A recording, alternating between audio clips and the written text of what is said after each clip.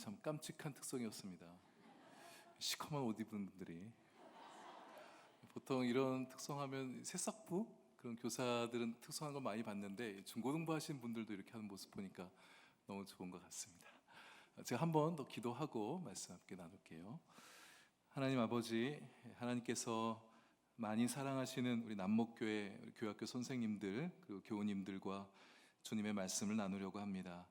특별히 다음 세대를 향하신 주님의 뜨거운 마음이 나누어지며 교회학교를 힘있게 세워가기 원하시는 주님의 거룩한 열망이 이곳에 모인 이들의 가슴마다 일어나게 하여 주옵소서. 교회학교를 섬기시는 귀한 선생님들을 축복합니다. 한 분 한 분을 향한 하나님의 위로와 격려가 있게 하여 주시고 말씀 통하여 새로운 은혜에 새로운 소망을 얻는 이 시간 되게 하여 주옵소서. 예수님 이름으로 기도합니다. 아멘. 네, 반갑습니다. 저는 소개받은 대로 방어동에서 목회하고 있는 송재천입니다. 우리 교학교 선생님들은 사실 제 구면인데요. 제가 1년 반쯤인가 연말에 교사 세미나 때 한번 불러주셔서 그때 함께 말씀을 나눴던 기억이 있습니다. 그때 강의 마치고 교회로 돌아가면서 제가 운전하면서 그런 생각을 했어요. 남목교회는 참 좋겠다. 이렇게 좋은 선생님들이 계시니까 참 좋은 교회구나. 뭐 이런 느낌 받으면서 갔던 그런 기억이 있었습니다. 오늘 교사 헌신 예배로 이렇게 함께 예배드리게 됐는데요. 우리 교우님들도 많이 계시는데 우리 교우님들, 우리 선생님들 많이 축복해 주시고 위로해 주시고 격려해 주셔야 됩니다. 많이 사랑해 주셔야 됩니다. 우리 다음 세대가 우리 선생님들 손에 달려 있거든요. 하나님께서 뭔가 우리 교회학교 다음 세대를 위해서 일을 만들어 가실 때 저분들의 손을 통해서 일을 만들어 가시는 겁니다. 그래서 많이 축복해 주시고 한 번이라도 더 따뜻하게 손 잡아 주시길 바라고 기도해 주셔야 됩니다. 하나님, 우리 선생님들에게 지혜와 사랑과 능력을 더해 달라고. 우리 아이들의 미래가 저들의 손에 달려 있잖아요. 주님, 저들을 많이 격려해 주시고 힘을 더하여 주십시오. 주님의 마음을 가지고 사역 잘하는 선생님들 되게 해달라고 그렇게 자주 기도해 주셔야 됩니다. 선생님들도 힘내시면 좋겠어요. 나 하나 건사하기도 힘든데 우리 아이들까지 돌보는 게 얼마나 힘든 일이니까. 또 우리 아이들이 말도 좀 잘 들어주면 얼마나 좋아요. 요즘 애들 말 잘 안 듣잖아요, 그렇죠? 남목교는 안 그러신가 보네요. 저희 동네 애들은 말 잘 안 듣던데. 어쨌든 힘든 아이들 이렇게 대하는데 때론 지치고 목사님한테 말씀드리기도 어려운 그런 마음의 어려움도 있기도 할 것 같아요. 다시 힘내시면 좋겠고 다시 새 힘내시라는 그런 마음으로 제가 한 4가지 권면을 드리면서 말씀을 시작하고 싶습니다. 마음이 지치고 힘들 때 교학교 교사로 살아간다는 게 참 어렵게 느껴질 때 먼저 위를 바라보고 하나님을 생각하는 거예요. 하나님을 바라보는 거. 하나님께서 여러분들 한 사람 한 사람을 보고 계십니다. 여러분의 마음이 무너지게 되면 하나님의 꿈도 무너지게 되는 거예요. 근데 우리는 때때로 사역하다가 봉사하다가 하늘을 좀 자주 보면서 사역을 해야 되는데 자꾸 땅만 바라보게 될 때가 있습니다. 아이들의 현실 보고 교학교 현실 보고 또 나 자신을 보다 보면 마음이 어려워지고 힘들 때가 있어요. 그러나 하늘을 바라보고 나를 다시 보고 하늘을 바라보고 우리 교학교 현장을 바라보게 되어지면 다시 새 마음을 품을 수가 있습니다. 땅만 보다가 하늘 바라보면 원망만 자꾸 생겨요. 그럼 하늘 바라보고 땅을 바라보면 다시 일어날 마음을 가지게 될 수 있습니다. 우리 하나님께서 다시 용기를 주시거든요. 하나님이 주시는 새로운 용기, 새로운 희망, 새로운 사랑을 가지고 우리 아이들 앞에 다시 서주시면 좋겠습니다. 또 하나는 앞을 보는 겁니다. 앞을 바라보면서 미래를 내다보는 거죠. 누구의 미래냐? 내 인생의 미래가 아니라 우리 아이들의 미래를 바라보는 겁니다. 아이들이 살아갈 미래, 또 아이들을 통해서 아이들과 함께 일을 만들어가기 원하시는 하나님의 미래를 바라보는 거예요. 하나님께서 이 아이들에 대해서 미래를 갖고 계신, 미래의 꿈을 갖고 계시지 않습니까? 또 이 아이들을 통해서 하나님이 품고 계신 하나님의 미래가 있어요. 우리가 그 하나님의 미래, 이 아이들의 미래를 내다보면서 사역을 해가는 것이죠. 지금은 비록 아이들이 작고 나약하고 말도 잘 안 듣고 막 힘들게 할 수가 있습니다. 그럴지라도 이 아이들의 미래를 생각하면 다시 마음을 가질 수가 있습니다. 거룩한 상상력으로 아이들의 미래를 바라보는 거예요. 하나님께서 이들을 어떻게 일해 가실까? 지금 비록 이렇게 나약해 보이는 아이들이지만 장차 하나님의 손에 들려 귀하게 쓰임받을 그 미래를 상상하면서 다시 우리 아이들 앞에 서고 앞을 보며 나아가는 겁니다. 또 하나는 옆을 바라보는 거예요. 옆에 누굴 바라보느냐? 동역자들 바라보는 거죠. 함께 일하는 선생님들을 보는 겁니다. 우리 선생님들요, 함께 좀 뭔가 해보겠다고 얼마나 땀 흘리시면서 기도하면서 눈물 흘리면서 사역하고 계십니까? 나만 지치는 게 아니에요. 선생님들 지치지만 그럼에도 불구하고 하나님 생각하면서 다시 힘내시고 계신 선생님들 바라보면서 다시 새 마음을 품는 것이죠. 힘겨운 중에도 나만 힘든 게 아닌데 선생님들도 힘든데 그렇게 애쓰시는 모습을 보게 되면 우리 다시 새 마음을 품을 수가 있어요. 그래, 우리 다시 한번 해보자. 이번 여름 캠프 다시 한번 일어나 보는 거야. 이런 마음 갖고 나아갈 수가 있습니다. 또 하나는 과거를 돌아보는 거예요. 하나님께서 나를 부르셨던 그때 그 부르심의 때, 내가 처음 교사하게 되어질 때 하나님께서 우리를 불러내셔서 교회학교 현장에 투입되어 사역하게 되시지 않았었습니까? 그때의 그 마음을 다시 한번 다시 현실에 가져와 보는 것이죠. 제가 목사 안수를 받고 거의 한 달도 안 됐을 때였었습니다. 우리 동료 목사님들과 함께 식사를 하러 가는데, 소위 맛집이죠. 그때는 맛집 이런 말 표현 잘 안 했던 것 같은데 어쨌든 맛집에 너무 맛있는 데가 있다고 해서 목사님들이 목사 된 것도 축하해 주겠다고 데려갔어요. 함께 밥을 먹으러 갔는데 뭐 사람도 바글바글하고 참 좋습니다. 처음 가보는 식당에 들어가게 되면 여러분들 어떠십니까? 뭐 식당 분위기도 살펴보게 되고 뭐 인테리어도 보게 되어지고 사람들 밥 맛있게 먹나 보기도 하고 종업원들도 막 이렇게 보게 되어지잖아요. 저도 막 그렇게 하며 보고 있다가 한쪽 벽면에 액자 하나가 눈에 들어오게 됐습니다. 그 액자에 5글자가 써 있었는데 뭐라고 써 있었냐면 늘 처음처럼, 이런 단어가 써 있는 거예요. 처음처럼, 이거 어디서 많이 들어봤는데 혹시 초록색 소주병 생각하는 분이 계시면 우리 목사님 면담 좀 하셔야 돼요. 예, 늘 처음처럼. 그거 보면서 이 집이 잘 되는 이유가 있었구나, 그런 생각을 하게 됐습니다. 저걸 보면서 지금 처음은 시작은 미약하였으나 나중은 창대하, 이런 말씀도 좋지만 자기 늘 처음처럼, 자기가 처음 이 사업을 개업할 때 그 마음을 다시 생각해 보는 거죠. 음식을 만들 때도 처음처럼, 내 처음에 이 사업을 시작할 때 했던 그 순수한 마음, 열정, 사람들에게 맛있는 음식 대접해 줘야겠다, 그런 마음 가지고 음식점을 차렸을 거 아니에요. 그 마음을 보면서 사업을 하고 있으니까 지금까지 이렇게 사업을 잘해오고 있구나, 뭐 이런 생각이 들더라고요. 그러면서 하나님께서 저에게 주시는 마음이 좀 느껴지게 됐습니다. 제 이름은 제천인데요. 제천아, 너도 처음 안수 받을 때의 그 마음 가지고 목회 쭉 하면 좋겠다. 그 순수한 마음 가지고, 겸손한 마음 가지고, 열정을 가지고 나를 위해서 목회해다오, 뭐 이런 마음을 이렇게 주시는 것 같아요. 이제 안수 받은 지 저도 20년이 다 넘어가고 있는데 그때 그 첫 마음을 가지고 내가 사역하고 있나, 종종 그렇게 돌아볼 때가 있습니다. 우리 선생님들도 처음 하나님께서 부르셨을 때가 있잖아요. 그때 어땠습니까? 두렵고 떨림으로 내가 이 사역 과연 잘해낼 수 있을까? 뭐 그런 마음 가졌잖아요. 아이들 바라보면서 아까 사진 보니까 아이들 정말 이쁘던데 이 아이들 정말 사랑해줘야겠다, 그런 순전한 마음 가지고 시작하지 않으셨나요? 그래, 한번 주님이 주신 열정 가지고 한번 나도 좀 뭔가 좀 해보겠다, 뭐 이런 마음 갖고 사역 현장에 들어오지 않으셨습니까? 그 마음 혹시 좀 잃어버렸다면, 매주일 교회 와서 아이들 앞에 서지만 매너리즘에 빠진 채 그렇게 아이들 앞에 서고 있다면 다시 한번 생각해 보는 거예요. 위, 하나님 바라보고, 앞, 아이들의 미래를 생각해 보고, 옆, 우리 동료들을 바라보고, 뒤, 나의 하나님의 부르심의 때를 다시 한번 생각하면서 여러분이 가셔야 될 길, 하나님께서 부르시는 그 길에 또 신실하게 응답해 가면서 또 사역해 가시는 우리 선생님들 되실 수 있기를 바랍니다.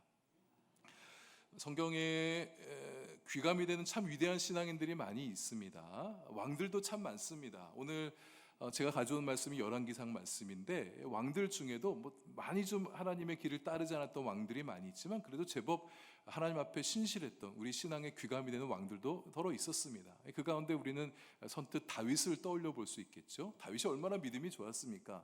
그의 커리어도 굉장히 화려했죠. 하나님의 영광을 위해서 참 많은 업적을 남겼습니다. 영토 확장도 많이 했었고, 또 경제적인 부요도 이루었었고, 또 왕이 되기까지 얼마나 드라마틱한 스토리가 있어요. 얼마나 고난 중에도 하나님 신실하게 붙들고 왕이 되었었잖아요. 그 이야기들이 우리의 삶에도, 굴곡이, 신앙의 굴곡이 있는 우리의 삶에도 큰 귀감이 되는 게 다윗의 인생인 것 같아요. 유대의 많은 후대 사람들은 다윗에게서 메시아적 왕적 이상을 받습니다. 다시 다윗과 같은 이가 와서 다윗의 명성, 다윗의 영광, 다윗의 부귀영화를 다시 회복시켜줄 메시아가 올 거다, 이런 기대감이 있었잖아요. 그 기대감을 누구한테 투사했느냐? 다윗에게 있잖아요. 다윗 같은 이가 올 것이다, 그런 기대와 소망이 있었죠. 이스라엘 역사상 자타공인 넘버원의 왕이 우리는 다윗이라고 그렇게 말할 수 있을 것 같습니다.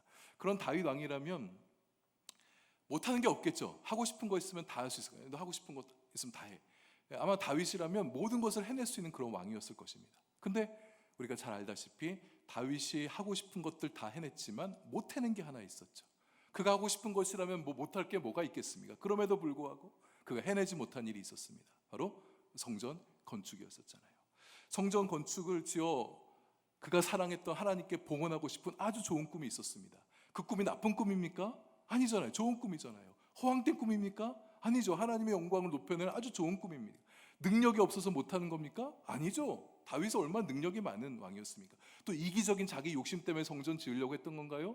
그것도 아니잖아요. 하나님의 이름 높여드리겠다고, 하나님 찬양하겠다고 짓겠다는 성전이었었는데 하나님께서 거절하시잖아요. 그것은 너의 몫이 아니라 너의 아들 솔로몬의 몫이다. 우리는 이 대목에서 한 두 가지를 생각해 볼 수가 있겠습니다. 우리가 아무리 좋은 꿈을 가지고 있어도, 하나님께 영광이 될 만한 멋진 꿈을 가지고 있어도 하나님께서 노하실 때가 있다. 그리고 하나님께서 노하시게 되면 우리 마음이 그게 힘들다 할지라도 잘 받아들이는 것, 내가 하나님을 위해서 가지고 있던 소망이 있다 할지라도 그것도 잘 내려놓는 게 우리한테 있어야겠다. 이런 교훈을 우리가 좀 가져볼 수 있을 것 같습니다. 하나님을 위해서 뭔가 하겠다고 마음을 먹었는데 하나님이 거절하신다? 이거 쉽지 않습니다. 이게 내 욕심, 정욕을 구하는 거면, 우리 그런 분별력 좀 있잖아요. 정욕을 구하는 게 아니고 하나님을 위해서 품은 꿈인데도 그게 하나님께서 거절하신다? 그럼 마음이 상하는 거예요. 힘듭니다. 그래서 어떤 분들은 관철시키려고 하죠. 하나님 뭔가 잘못하시는 거예요. 이게 하나님을 위해서 얼마나 좋은 꿈인데 이 꿈을 포기하라 하십니까? 하나님을 설득해서 그 꿈을 관철시키는 그런 사람들이 있죠. 아니죠. 여러분, 신앙은 때로는 내려놓는 것입니다. 내려놓을 때 잘 내려놓아야 되죠. 우리가 주님을 위해서 어떤 거룩한 꿈을 갖고 나아간다 할지라도 하나님께서 그래, 내가 네 마음은 받을게. 그러나 내가 너를 통해서 그거 이루진 않을 거야. 이렇게 하실 때가 있단 말이에요. 그럴 땐 우리도 그 마음을 받아들여야 되죠. 그럴 때는 우리의 시선을 내 꿈에 고정시키는 게 아닙니다. 나 자신에게 바라보는 게 아니라 하나님을 바라보는 거예요. 내가 하려는 일을 하나님께서 막으시는 것에 대해서 이해가 안 된다고 불평하고 원망하지 말고 하나님의 뭔가 뜻이 있겠지. 여러분, 그게 신앙이지 않습니까? 내 뜻을 하나님께서 거절하실 때 하나님이 뭔가 새로운 꿈을 갖고 계시는구나.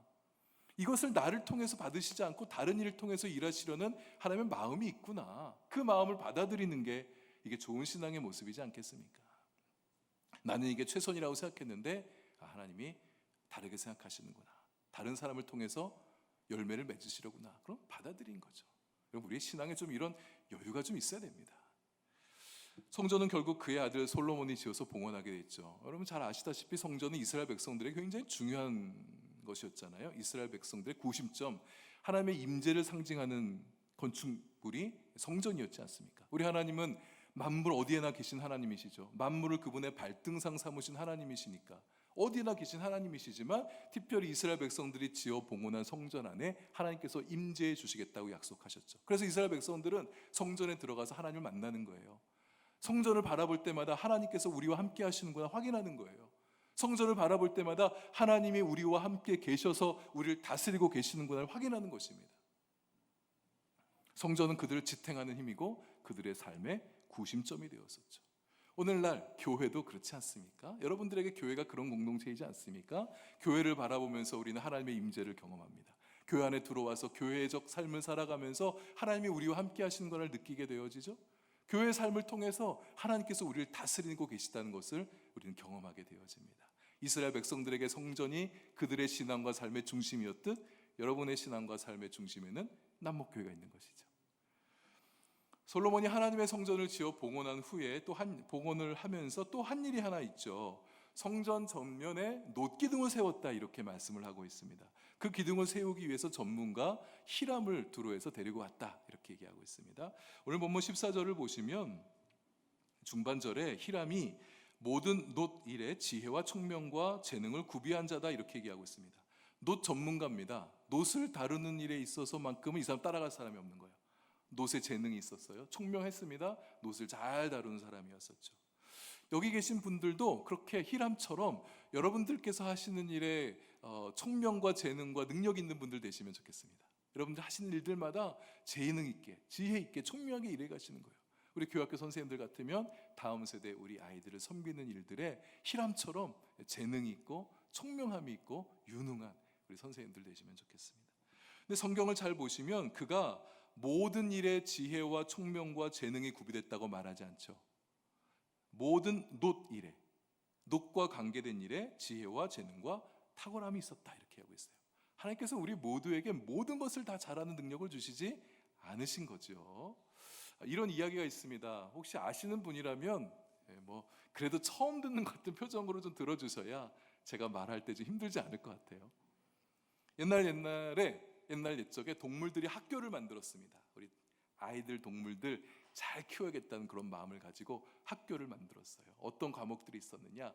날기, 기어오르기, 수영, 달리기 이런 과목들을 활동적인 과목을 개설해 놓은 거예요. 근데 동네 유지되는 할아버지 할머니들이 모여서 의논하면서 우리 이왕 학교를 만든 김에 모든 동물들이 이 과목들을 다 수강하게 하자. 그러면 여러모로 유익하지 않겠나? 다 좀 공부시켜서 다 잘하는 그런 아이들로 한번 만들어 봅시다. 이렇게 의기투합을 한 거예요. 오리는 수영하는데 참 탁월했습니다. 그래서 수영 과목 선생님보다도 더 수영을 잘하는 거예요. 근데 달리기는 좀 잘 못하거든요. 그래서 선생님이 야, 너 달리기 좀 더 잘해야 되겠다. 방과후에 남아서 막 자꾸 달리기 연습을 시키는 거예요. 오리는 잘하는 수영은 그만두고 잘 못하는 달리기 연습하느라고 방과후에 열심히 달리기를 하는 겁니다. 그러다 보니까 물 갈퀴발이 너무 닳아버린 거예요. 주특기였던 수영 실력이 떨어지게 됐습니다. 그래도 보통은 했기 때문에 선생님이 별로 걱정하지 않고 너 달리기 더 잘해야 돼. 달리기 잘하는 오리가 되라. 자꾸 훈련시키는 거예요. 토끼는 달리기는 최고 수준이었는데 수영 과목은 잘 못 해냈습니다. 형편없어서. 그래서 날마다 보충수를 받는 거예요. 그렇게 하다 보니까 몸이 상할 대로 상하게 됐습니다. 다람쥐는 기어오는 거 잘하는데 날개는 좌절감을 느꼈습니다. 기어오르는 건 너무 잘해요. 그럼 날아다니는 것은 못하는 거예요. 지도교사는 열심히 훈련시키겠다고 땅에서부터 자꾸 점프해서 날아가는 훈련을 시켰던 거죠. 무리한 훈련 때문에 다람쥐도 결국 몸에 병이 나고 말았습니다. 학기 말이 되었습니다. 성적표가 나왔어요. 다람쥐 성적표입니다. 주전공 기어오르기는 C, 부전공이라고 할 수 있는 달리기는 D. 날기는 그렇게 열심히 했지만 낙제를 받고 말았던 거예요. 여러분, 하나님께서 창조하신 모든 창조물들에는 각자 창조물들은 본래 그들이 가지고 있는 탁월한 능력과 재능이 있습니다. 성경적인 언어로 표현하면 은사라고 말할 수도 있겠죠. 하나님께서 우리에게 주신 독특한 선물들이 있습니다. 우리 사람들에게도, 우리 모두에게도 하나님께서 저마다 독특한 은사들을 주셔서 그것을 통해서 받으실 하나님의 독특한 영광이 있는 거예요. 모두에게 동일한 것을 바라시지 않으시는 거죠. 각자의 방식대로 하나님께 영광을 돌려드리고 하나님이 주신 재능, 선물, 은사를 가지고 몸된 교회와 하나님의 나라를 섬기게끔 그렇게 우리 세상 가운데 보내셨고 세상에서 살아가게 하시는 거죠. 자기 은사가 아닌 것으로 하나님께 영광을 돌려드릴 것 같으면 자기도 힘들어집니다. 또 하나님도 불편해지는 거예요. 여러분이 받으신 은사를 가지고 주님께 영광을 돌려드려야겠죠. 그럼 여러분이 받으신 은사를 기뻐하시고 그 은사를 즐기시고 여러분이 가진 그 재능과 은사와 능력을 가지고 하나님과 교회를 마음껏 섬겨가는 것입니다. 하나님께서 또한 우리 모두를 똑같이 만들지 않으셨죠? 재능도 다르게 하셨어요. 성경 비유에 마태복음에 어떤 사람은 5달란트 주시고 또 2달란트 주시고 1달란트 주신 사람의 비유가 있잖아요. 5달란트 받았던 사람이 또 5달란트를 남겼을 때 하나님께서 그를 칭찬해 주신 것과 2달란트 받았던 사람이 또 2달란트 남겼던 그 사람이 받았던 칭찬과 동일합니다. 5달란트 더 남겼다고 산술적으로 보면 이 사람이 10달란트 남긴 거고 이 사람은 4달란트 남긴 거잖아요. 그럼 세상적인 관점에서 보면 10달란트 남긴 사람한테 더 칭찬해 줄 수 있잖아요. 근데 우리 주님 그렇게 하지 않으셨습니다. 똑같이 칭찬하시죠. 만약 이 말은 1달란트 받았던 사람도 또 1달란트를 남기게 됐다면 5달란트 받은 사람이나 2달란트 받은 사람이나 동일한 칭찬을 받았을 거라는 말씀인 거죠. 우리는 우리 자신답게 살아야 됩니다. 내가 좀 은사가 부족하다고 해서 은사 많은 사람들 바라보면서 막 시기하고 질투하고 힘들어할 게 아닌 거예요.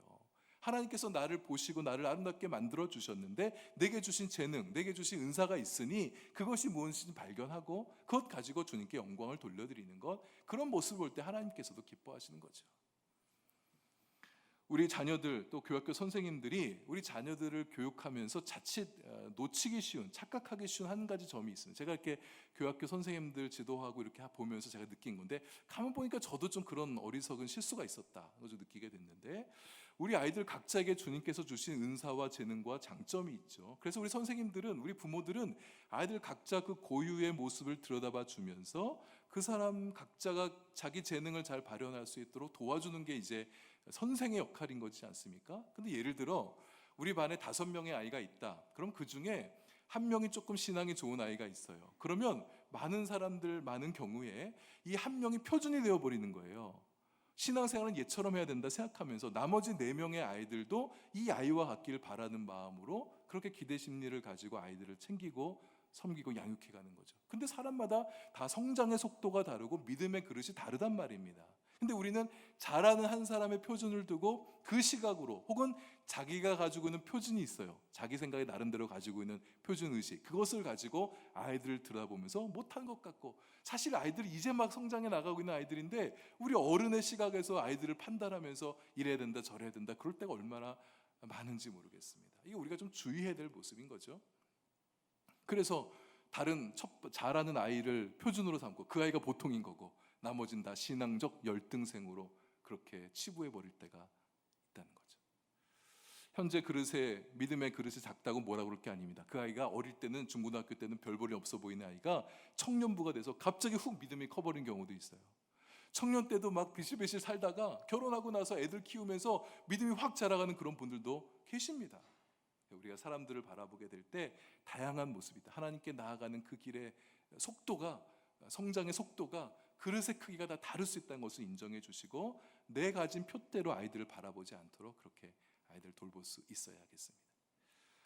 솔로몬의 명을 받은 히람이 그가 가진 재능과 총명과 지혜를 가지고 성전 전면 앞에 2개의 녹기둥을 세우죠. 거기다 이름을 붙입니다. 이게 무슨 말입니까? 그냥 평범한 기둥을 세운 게 아니라 의미가 있는 기둥을 세웠다는 거잖아요.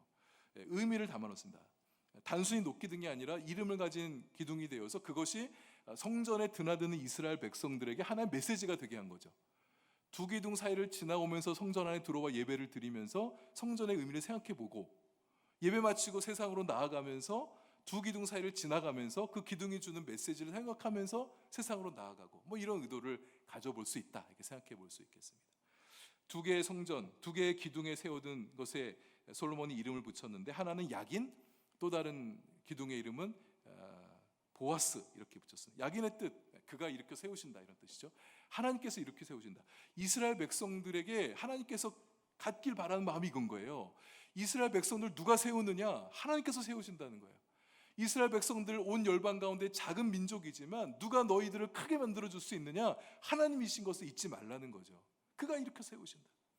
앞으로 그 백성들이 지쳐 쓰러진 날이 온다 할지라도 성전 앞에 세워진 야긴의 기둥을 바라보면서, 그래, 하나님께서 우리를 이렇게 세워주실 거야. 우리 민족을 다시 이렇게 세워주실 거야. 나의 인생도 다시 이렇게 세워주실 거야. 이런 믿음과 소망을 가질 수 있다는 겁니다. 여러분, 우리의 삶을 일으켜 세워줄 수 있는 분 하나님이십니다. 여러분, 우리의 인생을 세워줄 분 하나님이세요. 우리가 아무리 능력이 많은다 할지라도 하나님께서 움직이지 않으시면 우리 인생 어떻게 세워지겠습니까? 하나님께서 내 인생 세워주시도록 주님께 내 인생을 맡겨주시고 맡겨드리시고, 하나님 나 세워주십시오. 교학교도 마찬가지죠. 우리 교학교 새싹부, 아동부, 청소년부 누가 세워줍니까? 부장님이, 교육자님이 물론 앞에서 열심히 애쓰시지만, 선생님들, 헌신된 선생님들 물론 애쓰시지만 결국 하나님께서 일으켜 세워주지 않으면 안 되는 거잖아요. 하나님께 맡겨드리고, 하나님, 우리 부서 주님 손에 맡겨드립니다. 세워주세요. 우리 선생님들 세워주시고, 이 아이들, 귀한 아이들 한 명 한 명 하나님께서 일으켜 세워주십시오. 좀 기대해 보시면 좋겠어요. 하나님께서 우리를 일으켜 세워주신다면 난 도대체 어떤 인생이 될 수 있을까? 여러분, 어쩌면 우리가 이런 기대를 잊어버린 지가 너무 오래되진 않으셨어요? 하나님께서 우리를 통해 일하시는 분이신데 우리 교학교를 바라보면서 어떤 기대감들 갖고 계시나요? 다시 이번 캠프에 다시 하나님 앞에 소망을 드리시면서, 하나님, 우리 부서들 다시 일으켜 주십시오. 이 아이들, 귀한 영혼들 좀 다시 일으켜 주세요. 그런 마음으로 또 이번 캠프를 섬겨가시면 좋겠습니다. 야긴의 하나님을 바라보는 거, 우리 교학교 일으켜 주실 그 하나님을 생각하면서, 주님을 구하면서 하나님이 우리의 삶을, 또 우리 가정도 일으켜 주실 것을 소망하면서 그렇게 사역해 가는 겁니다. 두 번째, 또 하나의 기둥은 보아스라고 했죠. 그의 안에 힘이 있다는 뜻입니다. 그러니까 하나님 안에 힘이 있다는 거예요. 그러니까 우리에게 힘이 필요할 때 우리가 뭘 봐야 되느냐? 하나님을 바라보는 거죠. 보아스의 하나님을 바라보는 겁니다.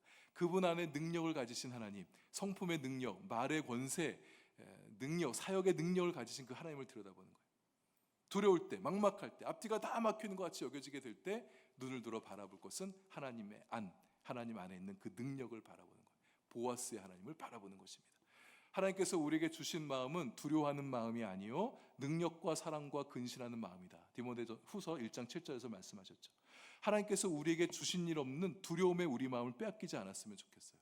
우리 신앙생활 잘해 가시다가도 갑자기 막 세상이 무섭게 느껴지면서 미래가 두려워지고 노후가 두려워지면서 막 두려움에 사로잡힌 분들을 보게 되어지는데 한 능력이 하나님 붙드는 거예요. 보아스의 하나님 붙들어서 내 인생 앞에 놓여진 두려움들을 떨쳐나가는 자가 되는 거죠. 보아스의 하나님이 나를 지켜주실 것이다. 보아스의 하나님 우리를 지켜주시고 우리 가정을 지켜주시고 우리 교학교를 지켜주시는 그 하나님 생각하는 겁니다.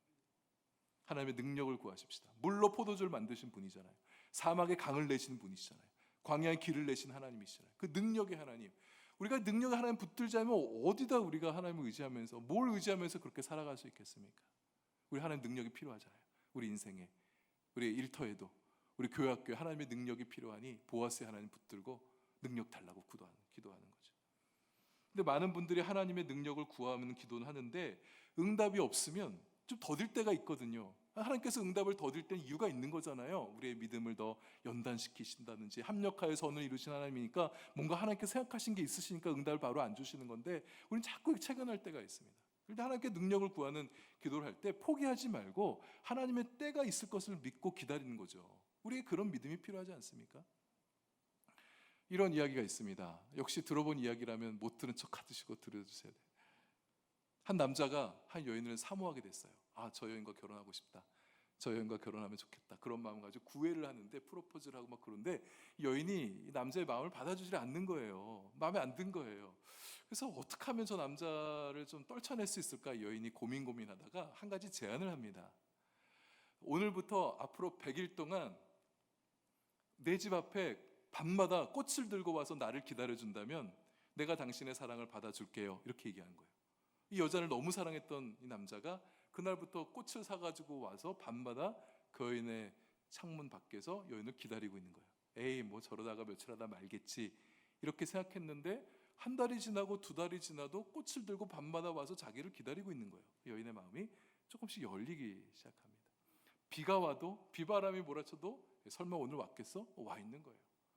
100일이 다가오고 있는 어느 날이었습니다. 비바람이 너무 폭풍우가 몰아치고 있는 번개도 치고 막 오늘은 참 안 왔을 거야 이렇게 하고 내다봤는데 오늘도 와 있는 거예요. 벌벌 떨면서 막 깜깜한 밤에 그냥 우산 들고 막 비 거의 맞아가면서 그렇게 있는 모습을 보는데 이 여인의 마음에 그냥 녹아내리게 된 거예요. 아, 마음에 감동을 받고 내가 저 남자 놓치면 안 되겠다 싶어서 밖으로 뛰어나갔습니다. 나가서 그 남자를 뒤에서 이렇게 딱 포옹하면서 당신의 마음을 이제 알았어요.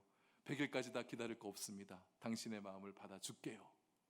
그랬더니 남자가 떨리는 몸으로 팔을 살살 이렇게 풀면서 이렇게 말하는 겁니다. 저 알바인데요. 언제부턴지 모르지만 아르바이트를 쓴 거예요. 힘들어가지고 지쳐가지고 그 알바란 사실이 들통난 이상 여인은 그 남자의 사랑을 받아줄 수가 없었죠. 인내하지 못한 남자는 결국 여인의 사랑을 얻지 못한 거예요. 인내하자는 얘기를 좀 드리고 싶은 거였는데 하나님께서 우리에게 인내 신앙을 원하실 때가 있어요. 우리 엘리야를 생각해 볼까요? 여러분, 엘리야 선지자가 3년 넘 동안 비가 오지 않는 마른 하늘에 비가 내리기를 기도하고 있을 때 갈멜산 꼭대기에 올라가서 고개를 무릎 사이에 넣고 간절히 기도하잖아요. 그럼 그때 한 번 기도했다고 응답이 왔습니까? 하나님께서 비 내려주시겠다 약속하셨지만 한 번 기도했다고 비 내려준 거 아니었잖아요. 그때 엘리야가 어떻게 했습니까? 간절히 또 기도한 거예요. 7번까지 기도했다. 여러분 아시죠? 이 7이라는 게 뭐 숫자 7회를 말하는 것일 수 있지만 완전 수잖아요. 그러니까 하나님의 응답이 올 때 그러니까 인내의 그 시간을 꽉 채운 거예요. 하나님께서 응답 주실 때까지 간절한 마음 가지고 기도했던 거죠. 하나님께서 응답해 주실 때까지 기도했던 엘리야의 그 마음을 우리가 보게 되어집니다. 하나님의 능력이 우리에게 임할 때까지. 근데 우리는 자꾸 우리 스스로 응답을 판단해요. 응답의 때를 판단해요. 이게 일주일짜리 기도의 응답일지, 한 달짜리 기도의 응답일지, 1년짜리 기도의 응답일지는 하나님이 결정하시는 건데, 그러니까 우리가 스스로 다 임의대로 판단해 놓고 일주일 기도하고 하나님 응답 안 해주면 하나님 너무하십니다. 한 달 기도 놓고 응답 안 해주면 하나님 이러시면 안 되죠. 하나님의 응답은 하나님께서 결정하신다. 가장 최적의 때 응답하실 그 하나님을 믿고 신뢰하고 기다리는 거죠. 여러분, 우리의 신앙이 제일 힘든 게 저도 그런 게 느껴지는데 기다림 같아요. 기다리는 신앙이 제일 힘들구나. 근데 하나님께서 우리에게 기다리는 것을 요구하십니다. 우리 아이들의 성숙을 기다리는 거 얼마나 힘들어요. 여러분, 솔직히 우리 자신을 바라봐도 힘들지 않습니까? 나 자신의 변화가 얼마나 더디게 일어나나요? 나도 그런데 우리 아이들 변화 너무 체근하지 마시고 좀 기다려주시는 그런 모습이 좀 필요할 것 같습니다. 솔로몬 성전 앞에 세워진 야긴과 보아스, 우리 신앙하는 우리의 마음 앞에도 야긴과 보아스를 세워주길 원합니다. 그에게 그가 일으켜 세우실 것이다. 그의 안에 능력이 있다. 하나님께서 내 인생, 우리 교회학교, 우리의 삶을 일으켜 세워주실 것, 우리 가정을 일으켜 주실 것을 소망하시고, 하나님 안에 능력이 있으니 하나님께 구하여서 그 능력 여러분 안에 가져와 여러분의 삶에 지금까지 살아보지 못했던 삶의 새로운 능력들을 경험하면서 하나님 영광 돌려드리며 살아가는 아름답고 멋지게 살아가는 우리 성도님들 다 되시고, 또 우리 교학교 선생님들, 또 이번 캠프 또 다 될 수 있기를, 또 다음 세대 여러분의 자녀들 될 수 있기를 축복합니다.